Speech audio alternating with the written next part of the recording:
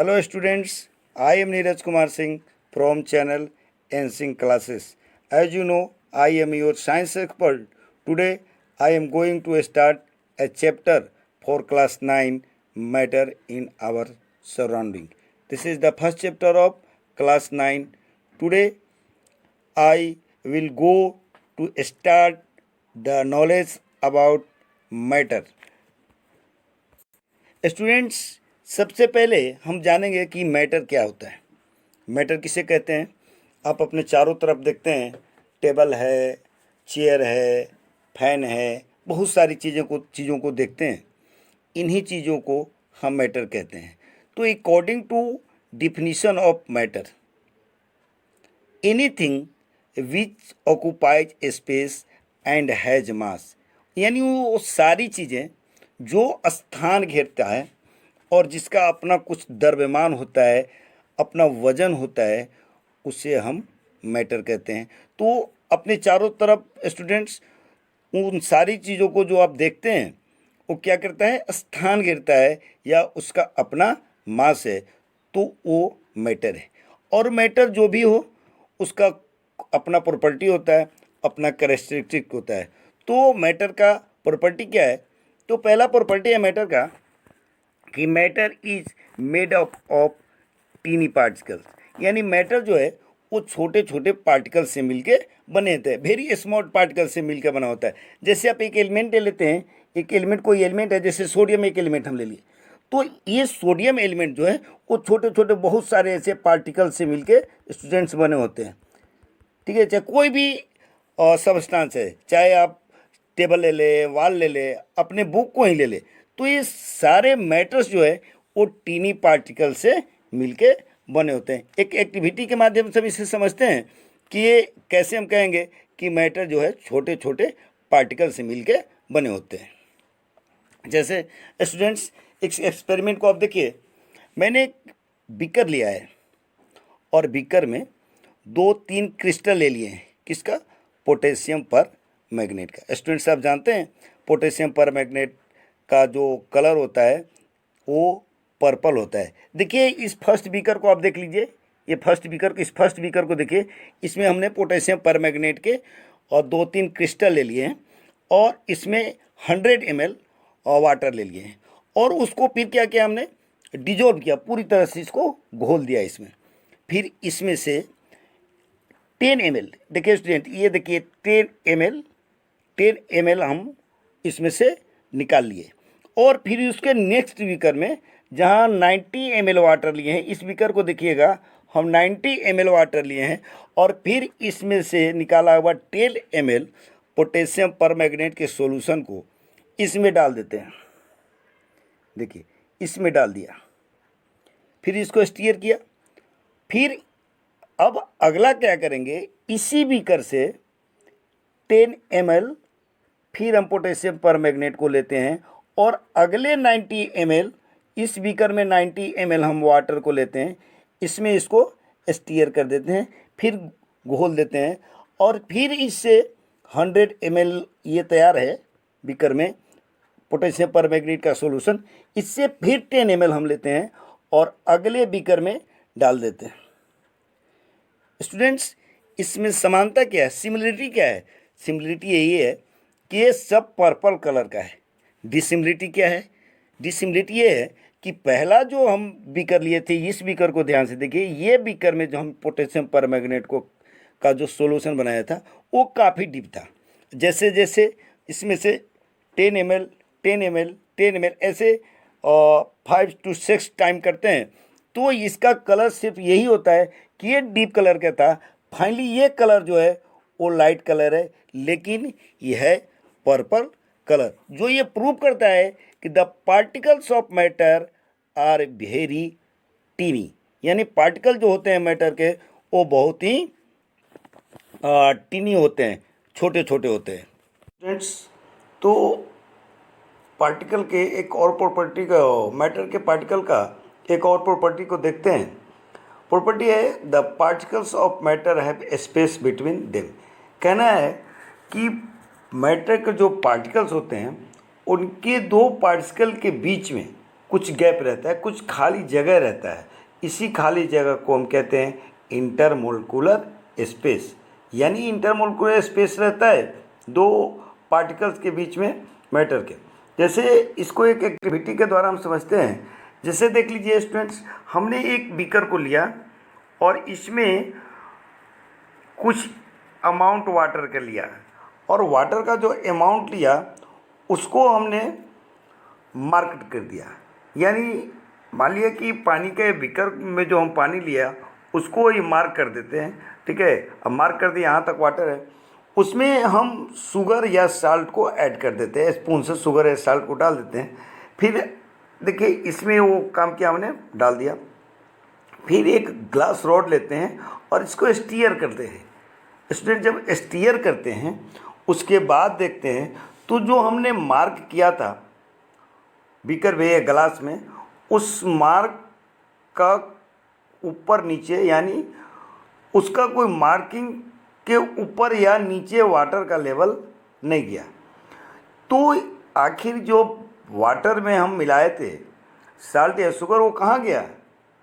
इसका वॉल्यूम बढ़ जाना चाहिए था जब हम मिलाए थे। तो जो हम लाइन खींचे थे, ये लाइन जो हम ड्रॉ किए थे, वाटर लेवल के इसको ऊपर हो जाना चाहिए था, क्योंकि जितना वाटर था उसमें हमने शुगर या साल्ट मिलाया। लेकिन ऐसा नहीं होता है स्टूडेंट्स, ऐसा इसलिए नहीं होता है कि वाटर के जो मॉलिक्यूल्स थे उसके बीच में गैप्स थे, और इन्हीं खाली जगहों में ये जो आपका शुगर या साल्ट मॉलिक्यूल्स थे वो उसी में इमर्ज कर गए, यानी उससे में समाहित हो गए। उसी गैप को उन्होंने भर दिया, इसलिए जो वॉल्यूम था बीकर का वाटर लेवल का वो नहीं बढ़ा। इस एक्टिविटी से हम ये पाते हैं कि the particles of matter have a space between them. तो ये हमको प्रूव कर देता है। नेक्स्ट देखते हैं स्टूडेंट्स, नेक्स्ट प्रॉपर्टी क्या है? तो नेक्स्ट प्रॉपर्टी है कि particles of matter are continuously moving. यानी जो पार्टिकल होता है मैटर का वो निरंतर मूव करते रहता है, और मूव करता है तो एक एक्टिविटी से इसको समझते हैं। जैसे स्टूडेंट्स हमने देखिए एक पॉट ले लिया है, ये देखिए ये पॉट है, और उसमें कुछ सब्सटेंस डाल दिया। देखिए हमने एक सब्सटेंस डाला हुआ है इसमें ब्लू कलर का, ठीक है। और कुछ देर बाद हम इस तरह का फिगर पाते हैं। देखिए इसके जो पार्टिकल है इसमें कुछ ही जगह पे, देखिए थोड़े जगह पे है, ये देखिए थोड़े जगह पे, लेकिन इसमें क्या है, ये देखिए काफ़ी दूर वो डिस्ट्रीब्यूट हो गया। फिर अगले फिगर में देखिए, इसको आप देखिए, इस फिगर को देखिए पार्टिकल थ्रू आउट कितना डेंस हो गया है, कितना फैल गया है, पूरे पार्ट को कवर कर लिया है।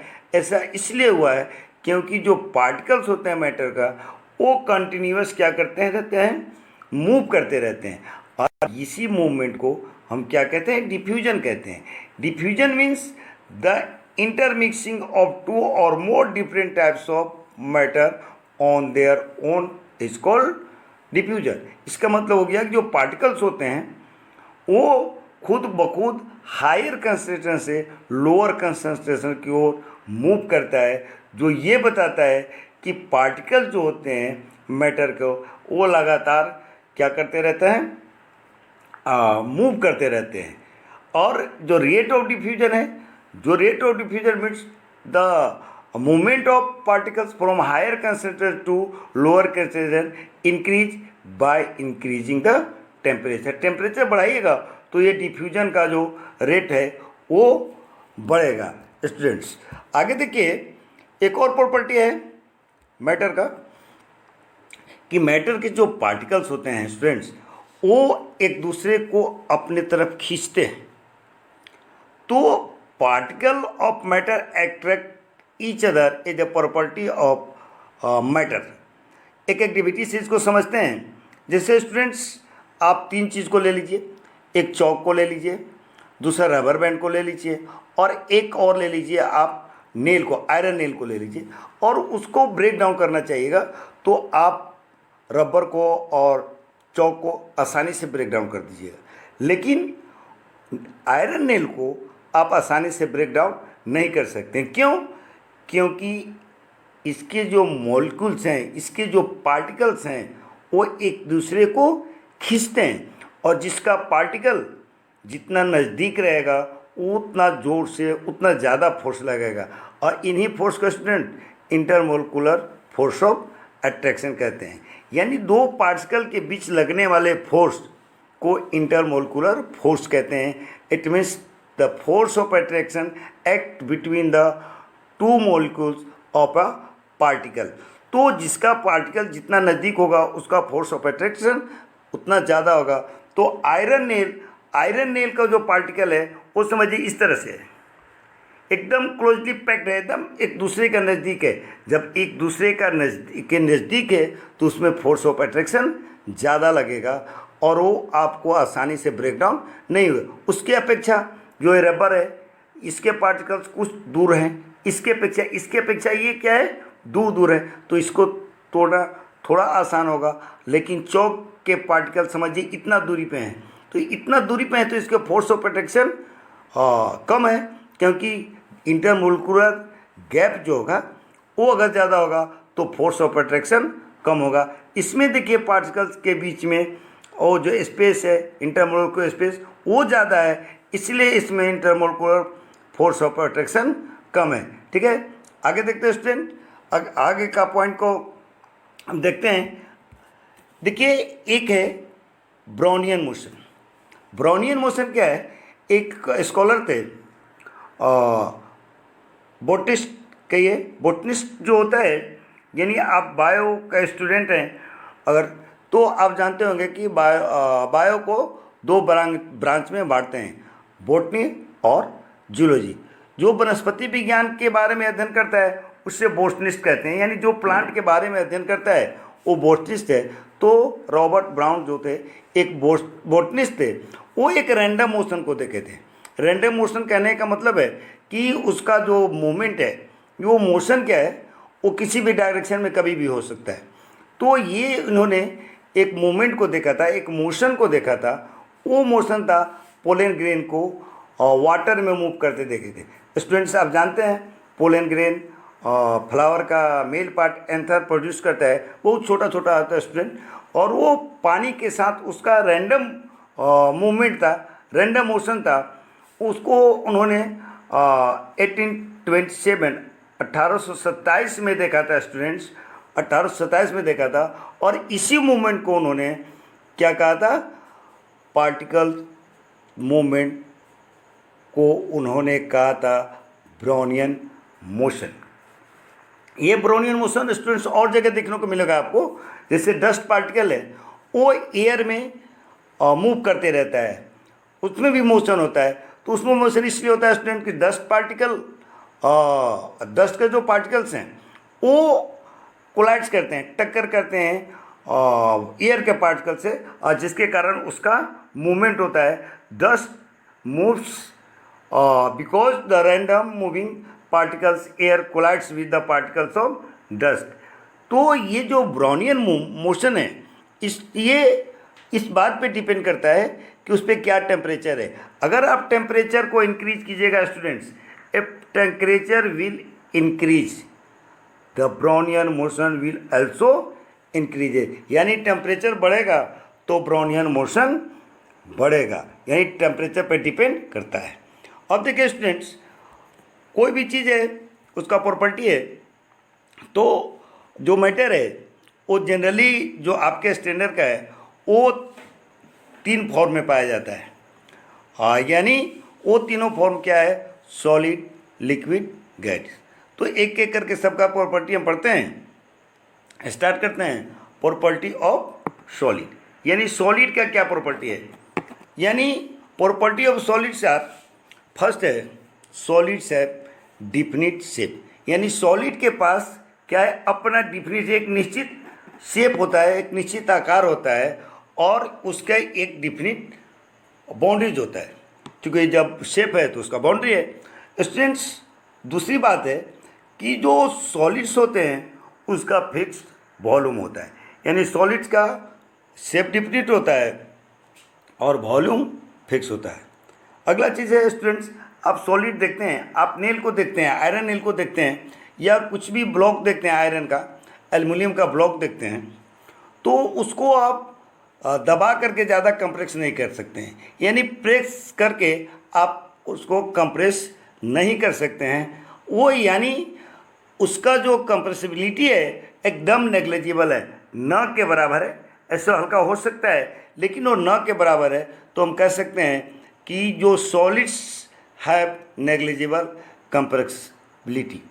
नेक्स्ट है स्टूडेंट कि जो सॉलिड्स होते हैं वो रिजिड होते हैं, कठोर होते हैं स्टूडेंट, उसके सरफेस को आप चेंज नहीं कर सकते हैं। अगला प्रॉपर्टी है इसका सॉलिड्स का कि the intermolecular force of attraction is maximum, it means the intermolecular space is less. Students जैसे आप समझ लीजिए कि अगर सॉलिड का मॉलिक्यूल्स है, अगर सॉलिड है, देखिए ये मान लिया कोई सॉलिड थिंग्स है, ऐसे इसके मॉलिक्यूल्स एकदम नज़दीक नज़दीक सटे हुए हैं, यानी एकदम क्लोजली पैक्ड है। जब स्टूडेंट्स क्लोजली पैक्ड है तो इसके मोलिकुलर स्पेस बहुत ही कम है, और स्टूडेंट जिसका इंटरमोलिकुलर स्पेस कम रहेगा उसमें इंटरमोलिकुलर फोर्स ज़्यादा रहेगा। तो ये पार्टिकल जो होते हैं सॉलिड के, इनके इंटरमोलिकुलर स्पेस देखिए स्टूडेंट्स, ये दो मोलिक्यूल्स आपस में सटे हैं, वहाँ बीच बीच में ये गैप है, तो ये कम है। सॉलिड में इंटरमोलिकुलर स्पेस कम है, इसलिए इसका फोर्स ऑफ अट्रैक्शन ज़्यादा है, यानी solids have intermolecular force of attraction in is maximum, यानी इंटरमोलिकुलर स्पेस कम है इसलिए फोर्स ज़्यादा है। अब स्टूडेंट देखिए छठा यानी 6 जो इसका प्रॉपर्टी है वो है kinetic energy of particle is minimum. Kinetic energy किसको कहते हैं स्टूडेंट्स, यानी energy due to motion, motion के कारण जो एनर्जी है उसी को कहते हैं काइनेटिक एनर्जी। तो स्टूडेंट्स क्लियर है कि इसके बीच के जो पार्टिकल के बीच के जो गैप हैं वो बहुत ही कम है। तो ये जो पार्टिकल है वो लगातार मूव ज़्यादा दूर तक नहीं करता है, यानी इसके पार्टिकल क्लोज्ड हैं, इसलिए वो अपने जगह अपने पॉइंट पे सिर्फ हिलते डोलते रहते हैं, हल्का हिलता है, जिसके कारण उसका काइनेटिक एनर्जी बहुत ही कम रहता है, यानी the kinetic energy of solid particles is minimum. Next है students properties of liquid. Liquid का क्या प्रॉपर्टी है, तो एक कंपेरिजन करके पढ़ेंगे स्टूडेंट्स हम लोग, क्या है उसका प्रॉपर्टी। जैसे liquids do not have definite shape and distinct boundary. Students जैसा हमने देखा था कि सॉलिड का जो बाउंड्री था वो डिस्टिंक्ट था और उसका जो शेप था वो डिफिनिट था, लेकिन वाटर का डिफिनिट शेप नहीं है। स्टूडेंट्स जिस तरह के पॉट में उसको रखिएगा उस तरह का उसका शेप हो जाएगा। तो ये कहेंगे कि लिक्विड का जो शेप होता है वो डिफिनिट नहीं होता है, बाउंड्रीज डिस्टिंक्ट नहीं रहता है।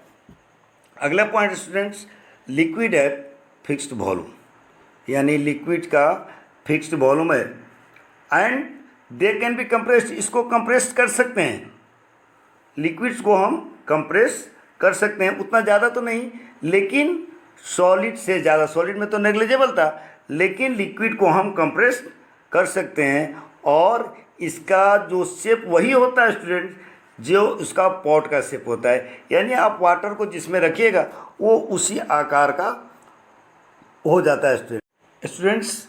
लिक्विड जो होता है वो फ्लूइड होता है। स्टूडेंट फ्लूइड किसको कहते हैं स्टूडेंट, फ्लूइड जिसमें एक टेंडेंसी होता है फ्लो करने का, बहने का टेंडेंसी होता है, तो लिक्विड में बहने का टेंडेंसी होता है, इससे लिक्विड क्या है और ये फ्लूइड है। नेक्स्ट है तो लिक्विड्स का जो इंटरमोलिकुलर फोर्स ऑफ अट्रैक्शन होता है वो सॉलिड से कम होता है। स्टूडेंट्स इंटरमोलिकुलर स्पेस जिसमें ज़्यादा होगा उसका इंटरमोलिकुलर फोर्स ऑफ अट्रैक्शन कम होगा, तो ये लिक्विड का फोर्स ऑफ अट्रैक्शन सॉलिड से कम होता है क्योंकि इसके पार्टिकल जो होते हैं सॉलिड से ज़्यादा दूरी पे होते हैं। तो स्टूडेंट्स जो काइनेटिक एनर्जी होता है वो किससे ज़्यादा होता है? सॉलिड से ज़्यादा होता है। काइनेटिक एनर्जी जो होता है लिक्विड का वो सॉलिड से ज़्यादा होता है। क्यों? क्योंकि सॉलिड के रिस्पेक्ट में जो लिक्विड्स के पार्टिकल्स हैं वो दूर दूर पे होते हैं, इसलिए इसका जो काइनेटिक एनर्जी है सॉलिड से ज़्यादा होता है। अब देखिए प्रॉपर्टी ऑफ गैसेस, गैस की क्या प्रॉपर्टी है? देखिए स्टूडेंट्स, गैस का तो definite neither have definite shape और नॉर फिक्स्ड वॉल्यूम। नेक्स्ट है दे बी कंप्रेस्ड मैथ, यानी अगर सॉलिड, लिक्विड और गैस ये तीनों को कंपेयर करते हैं तो गैस को हम ज़्यादा कंप्रेस कर सकते हैं, यानी गैस को हम ज़्यादा दबाकर किसी भी कंटेनर में इसको हम फिल कर सकते हैं। और they can take any shape, इसका कोई भी शेप हो सकता है, जिस कंटेनर में आप रखिएगा उसका वो शेप हो सकता है। They are neither rigid nor fluid, ये नाइदर रिजिड है नॉर फ्लूइड है स्टूडेंट्स। तो अगला प्रॉपर्टी जो है कि इनका इंटरमोलिकुलर फोर्स ऑफ अट्रैक्शन सबसे कम होता है स्टूडेंट्स, सबसे कम होता है इसलिए क्योंकि इसके जो पार्टिकल्स होते हैं, यानी गैस के पार्टिकल्स होते हैं वो काफ़ी दूर दूर पे होते हैं। समझ लीजिए स्टूडेंट, गैस का पार्टिकल इतना इतना दूरी पे है तो इसके बीच का गैप, ये गैप जो है, देखिए स्टूडेंट्स ये गैप है पार्टिकल्स के बीच में, ये गैप है, ये काफ़ी दूर दूर है। तो जिसमें गैप वो पार्टिकल्स के बीच में ज़्यादा होगा उसमें काइनेटिक एनर्जी ज़्यादा होगा, क्योंकि ये इनके मोशन के कारण एनर्जी मिलता है, काइनेटिक एनर्जी। तो देखिए कहाँ से कहाँ तक ये मूव कर सकते हैं, यहाँ से यहाँ तक मूव कर सकते हैं, यहाँ से यहाँ मूव कर सकते हैं, यानी लंबा इनका मूवमेंट होगा तो काइनेटिक एनर्जी ज़्यादा होगा। तो सॉलिड, लिक्विड, गैस में सबसे ज़्यादा अगर काइनेटिक एनर्जी किसी के पास है तो वो है गैस। ये प्रॉपर्टी है सॉलिड, लिक्विड, गैस के। देखिए स्टूडेंट, डिफ्यूजन किसको कहते हैं? यानी diffusion is a process. Diffusion क्या है? एक प्रोसेस है जिसमें पार्टिकल्स का, मॉलिक्यूल्स का मूवमेंट होता है, आयंस का मूवमेंट होता है स्टूडेंट। किधर से किधर? From the region of high concentration to the lower concentration until they are spread out evenly। यानी diffusion is a process in which movement of molecules का मूवमेंट होता है, आयंस का मूवमेंट होता है from the higher concentration to lower concentration. यानी जो movement होता है डिफ्यूजन में वो हायर कंसंट्रेशन से लोअर कंसंट्रेशन की ओर होता है। और diffusion is fastest in gases and slowest in solid. यानी डिफ्यूजन जो होता है सबसे ज़्यादा गैस में होता है और सबसे कम जो होता है वो सॉलिड में होता है डिफ्यूजन। और देखिए एक एक्सपेरिमेंट के माध्यम से हम समझते हैं इसको कैसे डिफ्यूजन होता है। स्टूडेंट्स, एक वेसल्स लेते हैं, जैसे हमने देखा, देख रहे हैं आप कि एक हमने वेसल्स लिया है। ये देखिए स्टूडेंट्स, ये हमने वेसल्स लिया है और इसमें वो ब्रोमीन का वेपर है और ब्रोमीन का जो कलर होता है वो रेड ब्राउन कलर होता है। इसमें एक वेसल्स में हमने भर रखा है, ऊपर से खाली वेसल्स है, खाली कंटेनर से, उसमें कोई कलर नहीं है, उसको ऊपर से ढक देते हैं। देखिए स्टूडेंट्स, इसको ऊपर से ढक दिया इसको। धीरे धीरे क्या होता है, आफ्टर सम टाइम दोनों वेसल्स, जो एम्प्टी था वो वेसल्स और जो भरा हुआ था वो वेसल्स, दोनों में ये पार्टिकल्स जो हैं, देखिए स्टूडेंट, इसके पार्टिकल्स और इसके लगभग दोनों एक बराबर है, दोनों इक्वल है। तो और ये पूरा कलर जो हो गया वो रेड ब्राउन कलर हो गया, जो ये प्रूव करता है कि डिफ्यूजन जो होता है हायर कंसंट्रेशन से लोअर कंसंट्रेशन की ओर होता है। देखिए इस केस में यहाँ देख लीजिए, ये भरा हुआ था, ऊपर खाली था, इसका कंसंट्रेशन ज़्यादा है, इसका कंसंट्रेशन ज़्यादा है, इसका कंसंट्रेशन कम था। तो ये पार्टिकल जो हैं इसके, ये मॉलिक्यूल्स क्या हैं, ऊपर के तरफ बढ़े और इसको भी फिल कर दिए, जो ये प्रूव करता है कि डिफ्यूजन जो होता है higher concentration to lower concentration होता है, ये शो करता है। फिर स्टूडेंट, डिफ्यूजन सब में होता है, चाहे वो सॉलिड हो, लिक्विड हो, गैस हो, सब में डिफ्यूजन होता है। तो एक एक करके हम पढ़ते हैं। सबसे पहले पढ़ते हैं डिफ्यूजन इन गैसेस। गैस में किस तरह से डिफ्यूजन होता है। देखिए student, diffusion in gases is very fast. जो गैस में डिफ्यूजन होता है वो बहुत तेज़ी से होते हैं। क्योंकि इसके पार्टिकल जो है सभी डायरेक्शन में, ऑल डायरेक्शन में मूव करते हैं, क्योंकि इनके बीच जो गैप है, इंटरमोलिकुलर स्पेस है, वो ज़्यादा है, इसलिए इसमें मूवमेंट ज़्यादा होता है। Diffusion in gases is very fast because the particles of gases move very quickly in all direction. जैसे एग्जांपल हम ले लेते हैं स्टूडेंट्स, देखिए आप स्कूल से आते हैं, बाहर से आते हैं, आप घर में जाते हैं, किचन में जाते हैं, तो कुक्ड फूड का और जो स्मेल आप तक पहुंचता है, कैसे पहुंचता है? क्यों कि इसमें वही है कि वो डिफ्यूजन होता है, हायर किचन का कंसंट्रेशन हायर हो जाता है, बाहर का लो रहता है, इसलिए जो स्मेल है वो क्या होता है, किचन से बाहर निकलता है और सबको लगता है ये डिफ्यूजन का प्रोसेस है। आप पार्टीज़ में जाते हैं और सभी जगहों पे जाते हैं, आपको परफ्यूम का स्मेल आता है, वो भी किस कारण से आता है? वो भी कारण होता है डिफ्यूजन। और इसमें स्मेल जो होता है हायर डिफ्यूजन से, हायर कंसंट्रेशन से लोअर कंसंट्रेशन की ओर मूव करता है और आप तक स्मेल पहुंचता है। तो इस तरह से हम कह सकते हैं कि गैसेस का डिफ्यूजन होता है। अब आगे देखते हैं स्टूडेंट्स, और डिफ्यूजन जो होता है वो लिक्विड में भी होता है, ठीक है। तो अब पढ़ते हैं डिफ्यूजन इन लिक्विड।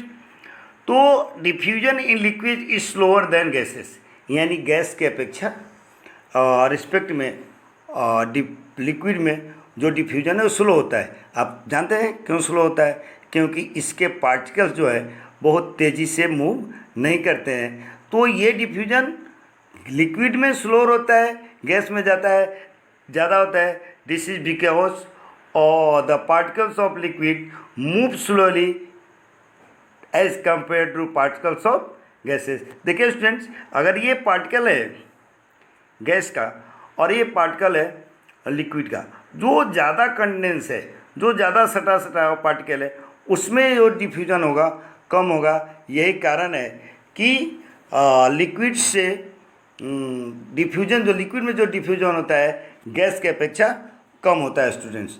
अब देखिए स्टूडेंट्स, एक एग्जांपल हम ले लेते हैं। जैसे देखिए, एक हमने वेसल से लिया है। देखिए इस वेसल्स में हमने पोटेशियम परमैंगनेट को लिया है। तो पोटेशियम परमैंगनेट का आप कलर जानते हैं, पर्पल होता है। तो इसमें ये जो बीकर है, जो ये पॉट है, उसमें क्या है, पानी है, वाटर स्टूडेंट्स, और उसमें पोटेशियम परमैंगनेट डालते हैं। ये देखिए स्टूडेंट, शुरुआती क्या है, जब हम उसमें डालते हैं स्टूडेंट, कुछ देर बाद ही देखते हैं इसका कलर इस तरह से हो जाता है। धीरे धीरे क्या होता है, नीचे से ऊपर तक पोटेशियम परमैंगनेट का कलर ऊपर की ओर बढ़ते जाता है। क्यों? क्योंकि नीचे में कंसंट्रेशन ज़्यादा है, ऊपर कंसंट्रेशन कम है। तो डिफ्यूजन हम कहते हैं उसी को है, जब हायर कंसंट्रेशन लोअर कंसंट्रेशन की ओर मूवमेंट होता है। देखिए ऊपर की ओर मूवमेंट होना शुरू हुआ और लगभग कुछ दिन बाद आप देखिएगा पूरा, यानी वो पूरा डीप कलर का हो जाता है, जो ये प्रूव करता है कि जो पार्टिकल्स होते हैं वो डिफ्यूज करते हैं और उसका diffusion higher concentration to lower concentration होता है। स्टूडेंट्स, बहुत लोगों का ये मानना था कि डिफ्यूजन सॉलिड में नहीं होता है। सॉलिड में भी स्टूडेंट डिफ्यूजन होता है, लेकिन बहुत धीरे धीरे डिफ्यूजन होता है। डिफ्यूजन का प्रोसेस जो होता है वो सॉलिड में बहुत स्लो होता है। इसलिए लोगों का मानना था कि डिफ्यूजन जो होता है सॉलिड में नहीं होता है। Diffusion in solid is very slow process that many people think the diffusion does not takes place at all. ऐसा इसलिए मानना था कि जो पार्टिकल्स हैं सॉलिड्स के एकदम कंपैक्ट रहता है, क्लोजली पैक्ट रहता है, जिसके कारण इसमें मूवमेंट नहीं हो पाता है, डिफ्यूजन नहीं होता है। लेकिन ऐसा नहीं है स्टूडेंट्स। देखिए हम एक एक्टिविटी के माध्यम से हम आपको बताते हैं कैसे होता है इसका। देखिए स्टूडेंट्स, आप कुछ चीज़ ब्लैक बोर्ड पे लिख देते हैं। If you right something on black board, आप ब्लैक बोर्ड पे लिख देते हैं और उसको अनक्लीन, बिना साफ किए स्टूडेंट्स उसको आप छोड़ दीजिए। कितना दिन? लगभग 10 से 15 दिन। और उसके बाद उसको क्लीन करने जाइए। We will find that it becomes quite difficult to clean the black board. आपको ब्लैक बोर्ड साफ करने में दिक्कत आएगी। वो इसलिए क्योंकि डिफ्यूजन के कारण उसके जो पार्टिकल्स थे वो बोर्ड के अंदर चले गए, जो आपको क्लीन करने में दिक्कत पहुंचा रहा है। दिस इज ड्यू टू, ये क्यों होता है स्टूडेंट्स? ये डिफ्यूजन के कारण होते हैं कि thus is due to the fact that some of the particles of chalk have diffuse in the surface of black board. Black board के सरफेस के साथ डिफ्यूज हो गया, higher concentration to lower concentration की ओर मूवमेंट हो गया, जिसके कारण ये हमको साफ करने में, क्लीन करने में दिक्कत कर रहा है। तो ये हम कह सकते हैं कि सॉलिड में भी डिफ्यूजन होता है। स्टूडेंट्स, टेम्परेचर को देख लेते हैं। टेम्परेचर जो होता है और उसका जो स्केल होता है, यानी सबसे पहले हम जानेंगे टेम्परेचर किसको कहते हैं स्टूडेंट्स। तो टेम्परेचर क्या है? Temperature is the degree of hotness और कोल्डनेस ऑफ अ बॉडी। कोई भी बॉडी कितना हॉट है या कितना कोल्ड है, कितना गर्म है या कितना ठंडा है, इसी चीज़ को हम टेम्परेचर कहते हैं। यानी temperature is the degree of hotness and coldness of a body and it measured with the help of thermometer. यानी इसका जो मेजरमेंट होता है कि कोई वस्तु, कोई ऑब्जेक्ट कितना हॉट है या कितना कोल्ड है, एक इंस्ट्रूमेंट से इसको हम मापते हैं। उस इंस्ट्रूमेंट को स्टूडेंट्स कहते हैं हम थर्मोमीटर। तो ये जो रिकॉर्ड होता है, ये जनरली इसका दो स्केल है, एक है सेल्सियस और दूसरा है केल्विन। ये जनरली दो बेस्ट है, दो स्केल्स है जिसमें हम टेम्परेचर को मापते हैं। देखिए स्टूडेंट्स, सेल्सियस स्केल क्या है? सेल्सियस स्केल एक स्केल है जिसमें हम टेम्परेचर को मेजर करते हैं। तो सेल्सियस स्केल को हम डिग्री सेल्सियस लिख सकते हैं। देखिए स्टूडेंट, हमने लिखा है डिग्री सेल्सियस, और इसका दो पॉइंट्स होता है। एक लोअर पॉइंट फिक्स होता है जिस पे आइस मेल्ट कर जाता है, वो है 0 डिग्री सेल्सियस। यानी on the lowest fixed point eight which ice melt is 0 degree Celsius. यानी सबसे जो सेल्सियस के स्केल का सबसे लोअर पॉइंट है उसको स्टूडेंट्स कहते हैं 0 डिग्री सेल्सियस। और अपर जो फिक्स पॉइंट है, अपर फिक्स पॉइंट है जिस पे वाटर बॉयल्स करना शुरू कर देता है, वो स्टूडेंट है 100 डिग्री सेल्सियस। दूसरा स्केल है स्टूडेंट्स केल्विन। केल्विन स्टूडेंट्स है, वो भी एक क्या है, एक स्केल है जिसमें हम टेम्परेचर को मापते हैं। तो there is another scale of temperature called Kelvin scale. यानी एक दूसरा स्केल है जिसमें हम टेम्परेचर को मेजर करते हैं स्टूडेंट, वो है केल्विन स्केल ऑफ टेम्परेचर। और केल्विन स्केल जो है स्टूडेंट साइंटिस्ट यूज करते हैं स्टूडेंट अपने रिसर्च के काम के लिए। यानी मेनली केल्विन का जो यूज होता है वो साइंटिस्ट द्वारा होता है अपने रिसर्च वर्क में स्टूडेंट। तो एसआई यूनिट जो है मेजरिंग टेम्परेचर का, वो केल्विन है। SI SI unit of measuring temperature is kelvin और it is denoted by a symbol K. और ये स्केल जो है और वो हमेशा केल्विन को हमेशा हम पॉजिटिव मापते हैं, यानी केल्विन से मापा हुआ टेम्परेचर ऑलवेज जो होता है वो पॉजिटिव होता है। और ये रिलेशन है दोनों के बीच में स्टूडेंट, रिलेशन है कि केल्विन और सेल्सियस। स्टूडेंट्स, क्वेश्चन कभी कभार आ जाता है कि what are the relation between the Kelvin and scale Celsius. और केल्विन स्केल सेल्सियस के बीच में रिलेशन है कि टेम्परेचर ऑफ केल्विन स्केल, जो केल्विन स्केल का टेम्परेचर होता है स्टूडेंट, वो डिग्री सेल्सियस में आप 273 ऐड कर दीजिए।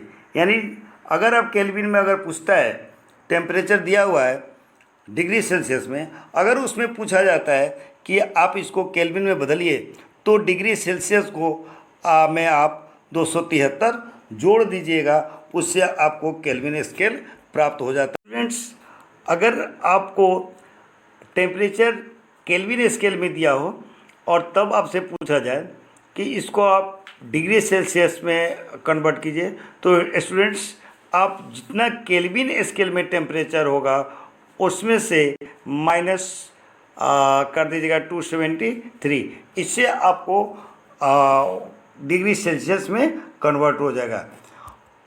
अब देखिए चेंज ऑफ मैटर, मैटर का जो 3 फॉर्म्स है सॉलिड लिक्विड गैस, ये आपस में चेंज हो सकता है, यानी सॉलिड से लिक्विड हो जाना, लिक्विड से गैस हो जाना, गैस से लिक्विड हो जाना, लिक्विड से सॉलिड हो जाना, ये यानी चेंज होते रहता है। तो matter can exist in 3 physical states, these are solids, liquid and gases, यानी मैटर जो है 3 फॉर्म में एग्जिस्ट करता है।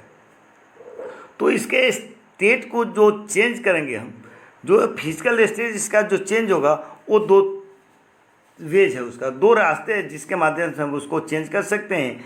एक है बाय चेंजिंग द टेम्परेचर, यानी टेम्परेचर चेंज करके हम उसके स्टेट को बदल सकते हैं, और दूसरा है बाय चेंजिंग प्रेशर, यानी प्रेशर चेंज करके भी हम उसके स्टेट्स को बदल सकते हैं। स्टूडेंट्स अब देखिए चेंजिंग पे जो स्टेट चेंज होगा उसमें टेम्परेचर क्या क्या प्रभाव है, यानी चेंज टेम्परेचर के माध्यम से कैसे होता है, उसका क्या प्रभाव पड़ता है। तो पहला है सॉलिड टू लिक्विड चेंज, जब सॉलिड को हम लिक्विड में चेंज करेंगे, कैसे करेंगे, तो the process in which solid substance undergoes into liquid on heating, जब हम सॉलिड सब्सटेंस को हीट करते हैं तो वो लिक्विड में बदल जाता है, इसी चीज़ को क्या कहते हैं, मेल्टिंग कहते हैं। यानी मेल्टिंग को अगर डिफाइन करना है तो आप लिख सकते हैं the process in which solid substance change into liquid, solid जो है वो लिक्विड में चेंज हो जाएगा, कैसे, बाय हीटिंग, जब उसको आप हीट कीजिएगा, इसी प्रोसेस को हम कहते हैं मेल्टिंग। अदर टेम्परेचर एट विच, उस टेम्परेचर को जिसमें सॉलिड लिक्विड में बदल जाता है, इसी चीज़ को कहते हैं मेल्टिंग पॉइंट ऑफ सब्सटेंस, यानी melting point of substance as a temperature at which solid substance melts and changes into liquid at atmospheric pressure is known as melting point of substance. Students यो तो solid से liquid में बदला था, अब क्या है पढ़ना है कि सॉलिड टू गैस, सॉलिड से लिक्विड टू गैस, लिक्विड से गैस में कैसे चेंजिंग होता है। तो द प्रोसेस इन विच, ऐसा प्रोसेस जिसमें हम लिक्विड सब्सटेंस को चेंज कर देते हैं गैस में, कब, जब उसको हीट करते हैं, सॉलिड को हीट करते हैं तो लिक्विड बनता है, और फर्दर उसको हीट करते रहते हैं तो लिक्विड क्या हो जाता है, वो गैस में बदल जाता है। या अगर सॉलिड से लिक्विड में नहीं लाएं, डायरेक्ट आपके पास लिक्विड है, उसको भी आप हीट करिएगा, उसको भी आप हीट कीजिएगा तो वो गैस में बदलेगा, इसी चीज़ को कहते हैं बॉइलिंग। यानी बॉइलिंग क्या है, बॉइलिंग एक प्रोसेस है, boiling is the process in which liquid substance change into gases on heating is known as boiling at that temperature. उस टेम्परेचर को हम बॉइलिंग पॉइंट कहते हैं जिसपे लिक्विड जो है वो बॉयल होना शुरू हो जाता है और गैस में कन्वर्ट होता है एट द एटमॉस्फेरिक प्रेशर। जैसे स्टूडेंट्स देखिए ये आपके पास ये एक्टिविटी है, यानी इस देखिए इस पॉट में हम वाटर को लिए हैं, इसको हीट किए हैं, देखिए स्टूडेंट लंबा लंबा ये स्ट्रक्चर आपको दिखाई दे रहा है, ये क्या है, ये चेंज हो रहा है, लिक्विड जो है गैस में बदल रहा है वेपर के रूप में। ये हीटिंग होने के बाद होता है, लिक्विड क्या होता है, वो वेपर में बदल रहा है। स्टूडेंट्स आगे देखिए, जो गैस है वो लिक्विड में चेंज होगा, कैसे, बाय द कूलिंग, यानी gas to liquid change, the process of changing of gas or vapour to liquid by cooling is called condensation. It means condensation is the process of changing of gas into liquid by cooling. Gas को आप cool कीजिएगा, ठंडा कीजिएगा तो liquid में बदल जाएगा, इसी प्रोसेस को हम कहते हैं कंडेंसेशन, यानी condensation is a process through vapour और गैस चेंज इनटू लिक्विड।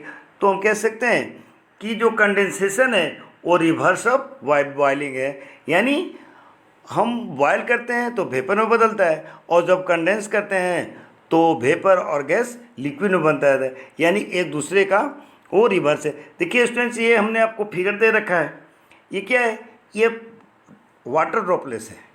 यानी जब किसी ठंडा चीज़ को आप गर्मी के दिन में देखते हैं, आप अपने फ्रिज से बोतल को, वाटर बोतल को बाहर निकालते हैं, तो उसमें क्या होता है स्टूडेंट, वो पूरा पानी से भीग जाता है, वाटर ड्रॉपलेट्स से भीग जाता है। ये ड्रॉपलेट्स कहाँ से है? ये ड्रॉपलेट्स एयर में मौजूद वाटर वेपर है, जो बोतल के कांटेक्ट में आने से कूल डाउन हुआ है, उसका कंडेंसेशन हुआ है। तो ये जो वाटर ड्रॉपलेट्स हैं, ये कंडेंस्ड वाटर ड्रॉपलेट्स हैं स्टूडेंट्स। आगे देखते हैं कि जो लिक्विड हो गया, गैस से कहाँ आ गया, लिक्विड में आ गया, तो इस लिक्विड को और कूल डाउन कीजिएगा और ठंडा कीजिएगा, तो the process of changing the liquid into solid bye cooling, जब लिक्विड को ठंडा करके कूल करके हम सॉलिड बना देते हैं, इसी चीज़ को कहते हैं फ्रीजिंग। इसी चीज़ को स्टूडेंट्स क्या कहते हैं, फ्रीजिंग। यानी फ्रीजिंग में हम लिक्विड को और ठंडा करते हैं, कूल डाउन करते हैं और उसको सॉलिड बना देते हैं, यानी freezing means solidification. Freezing means solidification. अब डिफाइन किया होगा आपको, सॉलिडिफिकेशन को डिफाइन कर सकते हैं क्या, कि सॉलिडिफिकेशन जो है वो फ्रीजिंग है, यानी लिक्विड को जब हम ठंडा करते हैं, कूल करते हैं, तो सॉलिड का फॉर्म में आ जाता है, इसी चीज़ को कहते हैं सॉलिडिफिकेशन। और freezing is reverse of melting. Freezing जो है वो क्या है, रिवर्स ऑफ मेल्टिंग है। जैसे स्टूडेंट्स हमने देखिए एक फिगर दे रखा है आपको, ये देखिए पानी है, लिक्विड है, इसको क्या करते हैं, ठंडा करते हैं, कूल डाउन करते हैं, और जब कूल करते हैं तो ये चेंज हो जाता है। देखिए ये चेंज होता है किस चीज़ में, आइस के फॉर्म में। तो ये क्या हो गया, कंडेंसेशन हो गया स्टूडेंट्स। देखिए एक डायग्राम के माध्यम से हम समझते हैं। देखिए अब देखिए इसको, ये है सॉलिड, समझिए सॉलिड सब्सटेंस है, ठीक है।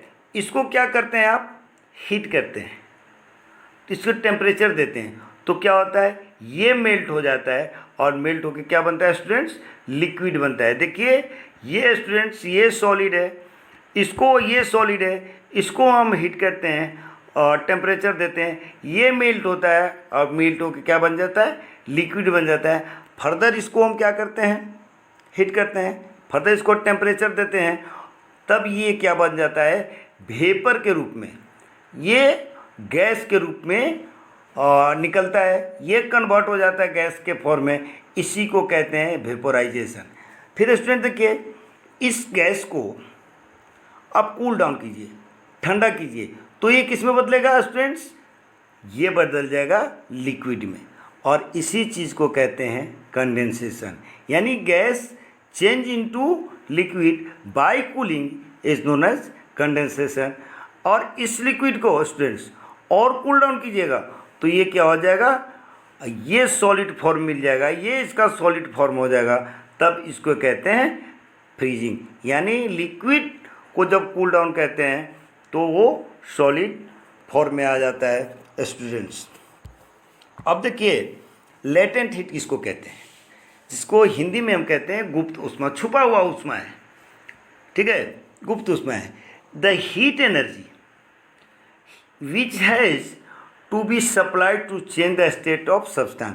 ऐसा हीट एनर्जी जो ज़रूरी होता है, जिसको हम सप्लाई करते हैं चेंज करने के लिए। किस चीज़ को चेंज करने के लिए, स्टेट ऑफ मैटर को चेंज करने के लिए हम यूज करते हैं, इसी चीज़ को कहते हैं latent heat. The heat energy, ऐसा एनर्जी जो चेंज कर देता है स्टेट ऑफ सब्सटेंस, उस एनर्जी को, उस हीट एनर्जी को हम कहते हैं लेटेंट एनर्जी। और the latent energy does not cause the rise in temperature. Latent energy के कारण, लेटेंट हीट के कारण टेम्परेचर ऑफ सब्सटेंस नहीं बढ़ता है, कोई चेंजिंग नहीं होता है, उसका टेम्परेचर नहीं बढ़ता है। इसलिए the latent heat which are supplied is use to overcoming of the force of attraction between the particles of substance during the change of state students. यानी जो लेटेंट हीट होता है वो दो टाइप्स का होता है, एक होता है लेटेंट हीट ऑफ फ्यूजन और सेकंड होता है latent heat of vaporisation. Students सबसे पहले हम देखेंगे latent heat of fusion.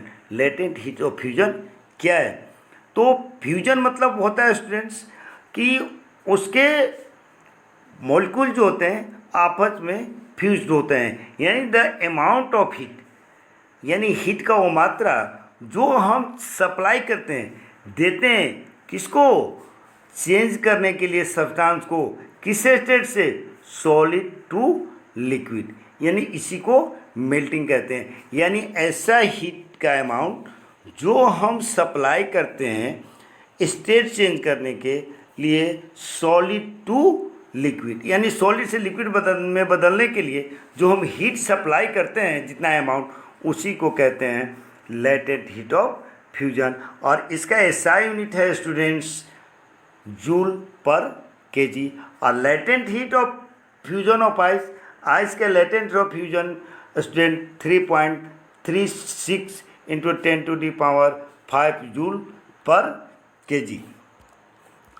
Students latent heat of vaporisation क्या है? यानी जितना अमाउंट आप देते हैं स्टेट चेंज करने के लिए लिक्विड टू वेपर, यानी लिक्विड से वेपर में चेंज करने के लिए जितना आप अमाउंट हीट सप्लाई करते हैं एट इट्स बॉइलिंग पॉइंट, उसके बॉइलिंग पॉइंट्स पे, उसी को कहते हैं हम latent heat of vaporisation. The amount of heat which is supplied to change the state of liquid to vapour, liquid से वेपर में चेंज करने के लिए जितना आप हीट देते हैं अमाउंट में, उसी को कहते हैं लेटेंट हीट ऑफ वेपोराइजेशन। और द एसआई यूनिट इसका क्या होगा? जूल पर केजी इसका एसआई यूनिट होगा स्टूडेंट्स।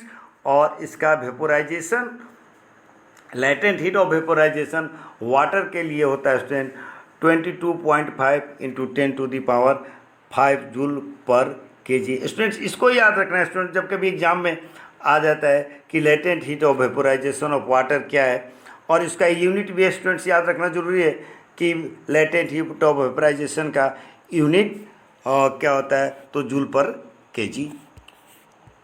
देखिए स्टूडेंट्स सब्लिमेशन, सब्लिमेशन क्या होता है स्टूडेंट? अब देखिएगा कि चेंजिंग होता है टेम्परेचर देने से और प्रेशर देने से, टेम्परेचर बढ़ाने से, टेम्परेचर घटाने से, बॉयल करने से या कूल करने से स्टेट में चेंजिंग होता है। स्टूडेंट सब्लिमेशन क्या है? Student the changing of solid directly into vapours on heating, यानी जो चेंजिंग होता है सॉलिड से सीधा वेपर में हो जाता है, कब? हीट करने पर, and vapours into solid on cooling, cooling करने पर, ठंडा करने पर एकदम गैस से सीधा लिक्विड हो जाएगा। स्टूडेंट इसमें आप ध्यान दीजिएगा कि हम सॉलिड को हीट करते हैं तो वो कन्वर्ट होता है लिक्विड में, लिक्विड को हीट करते हैं, फर्दर हीट करते रहते हैं तो गैस में जाता है, फिर गैस को कूल डाउन करते हैं तो लिक्विड में आता है, लिक्विड को और ज़्यादा कूल डाउन कर देते हैं तो सॉलिड में आता है। लेकिन सब्लिमेशन प्रोसेस में स्टूडेंट्स, सब्लिमेशन प्रोसेस में स्टूडेंट्स सॉलिड को हीट करते हैं तो सीधा गैस में चला है, बीच का जो स्टेज है लिक्विड होने का वो उस स्टेज में सॉलिड नहीं पहुंचता है, सीधा सॉलिड से गैस में पहुंचता है, या फिर कूल डाउन करते हैं तो गैस से सीधा सॉलिड में पहुंचता है कूलिंग से, बीच में लिक्विड वाला फेज को छोड़ देता है। इसी प्रोसेस को हम कहते हैं सब्लिमेशन। जैसा आप फिगर में देख रहे हैं स्टूडेंट्स, ये फिगर देख लीजिए स्टूडेंट, क्या है? ये सॉलिड है, ये सॉलिड है, इसको क्या करते हैं हम? हीट करते हैं। देखिए हीट किए तो सीधा कहाँ चलाया? गैस में चलाया, बीच का स्टेज जो डक कर दिया, बीच का स्टेज छोड़ दिया, लिक्विड नहीं हुआ, फिर गैस को कूल डाउन करते हैं। देखिए गैस है, गैस से कूल करते हैं गैस को, ये सीधा सॉलिड में चला जाता है, बीच का जो गैप है लिक्विड, वो बीच का जो फेज है लिक्विड, इसको छोड़ देता है। जैसे उसके कॉमन एग्जाम्पल्स भी हैं सब्सटेंस के जो इस तरह का अनुसरण करता है, इस तरह का एक्टिविटी होता है उसके साथ। वो एक एग्जाम्पल है नेप्थालीन है स्टूडेंट्स, कैम्फर है स्टूडेंट्स, अमोनियम क्लोराइड है, आयोडीन है, ये सब एग्जाम्पल्स हैं। और जो इस तरह का काम करता है यानी जो सब्लिमेशन में भाग लेता है स्टूडेंट, उसको सबलाइम कहते हैं। जो सब्लिमेशन में भाग लेता है उससे सबलाइम सब्सटेंस कहते हैं। तो हम कह सकते हैं कि ammonium chloride, iodine, camphor, naphthalene, ये सब जो सब्सटेंस है ये सब्सटेंस सबलाइम है। और नेप्थलीन बॉल्ब देखते हैं आप, यूज देखते हैं बाथरूम में भी यूज करते रहते हैं। तो नेप्थलीन बॉल्ब जो होता है वो डिसअपियर हो जाता है, धीरे धीरे गायब हो जाता है कुछ समय बाद, बिना कोई रेसिड्यू छोड़े, बिना कोई अवशेष छोड़े। वो नेप्थलीन बॉल हो जाए, वो डिसअपियर हो जाता है, ख़त्म हो जाता है। अब देखिए स्टूडेंट्स, ये तो टेम्परेचर के माध्यम से मैं स्टेट को चेंज कर रहे थे, सॉलिड से लिक्विड, लिक्विड से गैस, गैस से लिक्विड, लिक्विड से सॉलिड, या फिर सॉलिड टू गैस जो इसको सब्लिमेशन कहा हमने, या गैस टू सॉलिड। अब हम पढ़ेंगे कि मैटर को जब चेंज करेंगे तो प्रेशर के माध्यम से भी चेंज कर सकते हैं, यानी effect of changing of pressure. Pressure के क्या इफेक्ट पड़ता है? The physical state of matter can be changed by changing the pressure, यानी जो मैटर का स्टेट है, फिजिकल स्टेट है, उसको हम प्रेशर डालकर भी, प्रेशर के माध्यम से भी उसके स्टेट को हम चेंज कर सकते हैं। जैसे गैस है, गैस को आप प्रेशर बढ़ाकर या घटाकर, टेम्परेचर को लोअर करके या बढ़ा के या घटा करके हम उसको उसके स्टेट को चेंज कर सकते हैं। जैसे हमने लिखा है gases can be liquefied, gas को लिक्विफाइड कर सकते हैं, गैस को लिक्विड फॉर्म में ला सकते हैं बाय अप्लाइंग प्रेशर, प्रेशर दे करके, प्रेशर इंक्रीज करके एंड टेम्परेचर को लो करके हम उसके स्टेट को चेंज कर सकते हैं। जैसे हमने करके दिखाया है, देखिए ये गैस के ये हम वेसल्स लिए हैं, ये पॉट लिए हैं, देखिए इसके स्टेट चेंज होते होते स्टूडेंट्स ये किस स्टेट में आ गया। देखिए इतना वॉल्यूम उसका था, ऊपर से कंप्रेस किए, कंप्रेस करने के बाद ये धीरे धीरे उसका स्टेट चेंज होते गया और स्टेट चेंज होते होते इस कंडीशन में पहुंच गया स्टूडेंट्स। अमोनिया गैस है, तो इस गैस को हम लिक्विड में भी कन्वर्ट कर सकते हैं। Ammonia gas can be liquefied by applying high pressure. अगर अमोनिया गैस पे आप प्रेशर को हाई कीजिएगा, हाई प्रेशर अप्लाई कीजिएगा और टेम्परेचर को लो कर दीजिएगा, तो अमोनिया गैस है वो लिक्विड में कन्वर्ट हो जाएगा।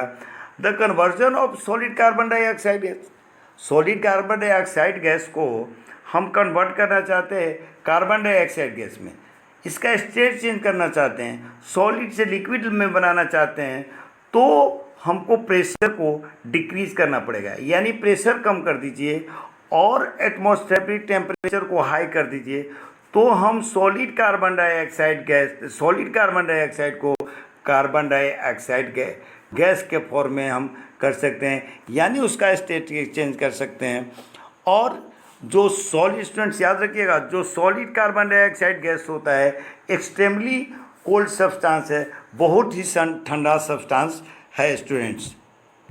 देखिए आफ्टर में इवोपरेशन, यानी स्टूडेंट्स, बहुत स्टूडेंट्स कंफ्यूज हो जाते हैं कि इवोपरेशन किसको कहते हैं और वेपोराइजेशन किसको कहते हैं।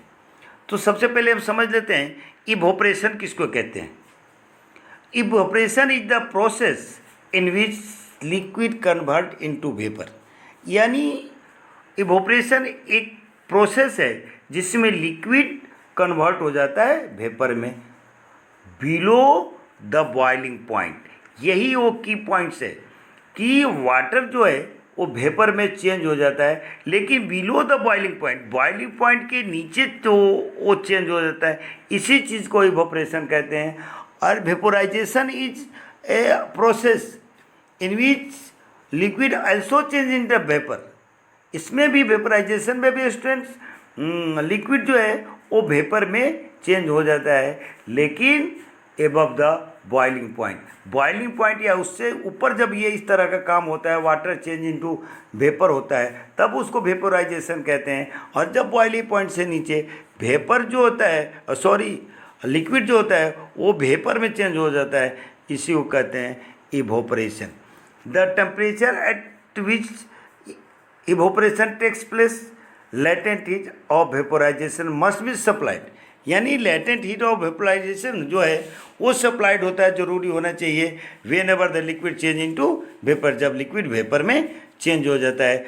कॉमन साल्ट हम लोग सी वाटर से लेते हैं, वो एग्जाम्पल है वेपोराइजेशन का।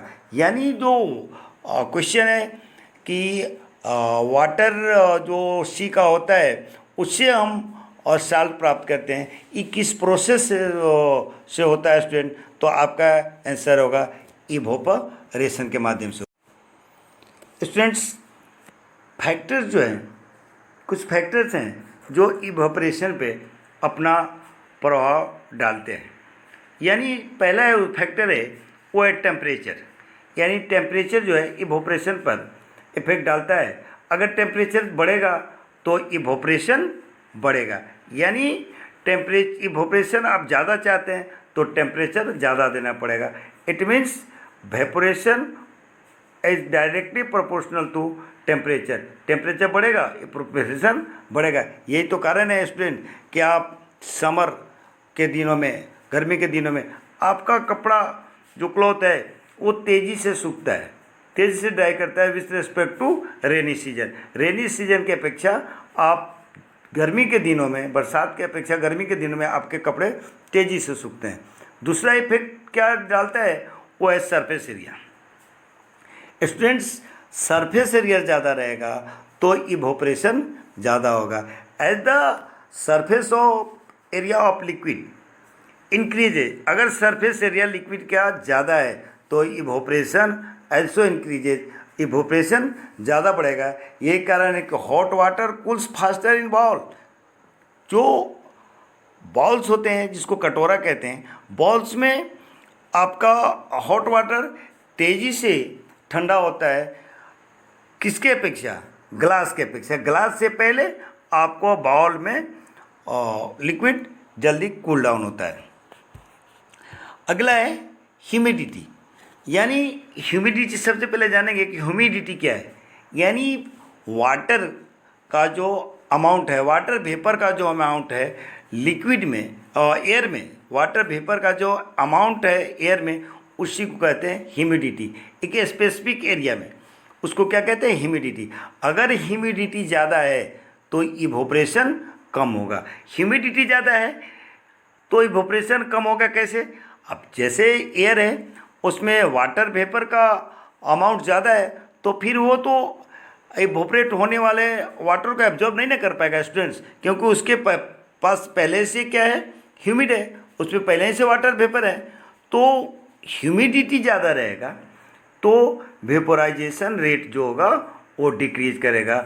यही कारण है कि रेनी सीजन में आपके क्लॉथ वो जल्दी नहीं सूख पाते हैं, क्योंकि क्लॉथ्स के वाटर को एयर अपने साथ एब्जॉर्ब नहीं कर पाता है, क्योंकि उसके पास ऑलरेडी पहले से वाटर वेपर्स मौजूद होते हैं।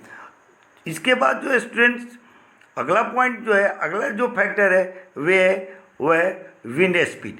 यानी विंड स्पीड भी इवोपरेशन पर प्रभाव डालता है। अगर विंड स्पीड ज़्यादा होगा तो लिक्विड का इवोपरेशन ज़्यादा होगा स्टूडेंट्स।